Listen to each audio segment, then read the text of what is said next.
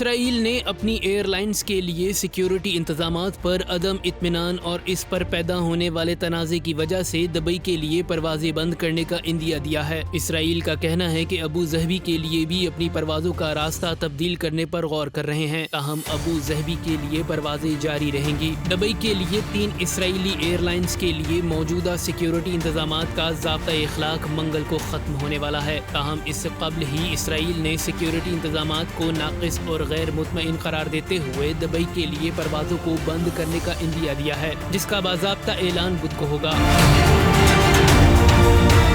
واضح رہے کہ متحدہ عرب امارات نے گزشتہ 7 سالوں میں اپنے مفادات کے لیے یمن کے لاکھوں مظلوم مسلمانوں پر تاریخ کے بدترین مظالم ڈھائے ہیں اور صہیونی ریاست سے تعلقات قائم کرنے کے لیے فلسطین اور اسلام کے ساتھ غداری بھی کی ہے، لیکن صہیونی حکومت نے خطرے کا اشارہ ملتے ہی امارات سے تعلقات ختم کرنے کا عندیہ دے دیا ہے، جو مفاد پرستوں ظالموں کے منہ پر زوردار تماچا ہے۔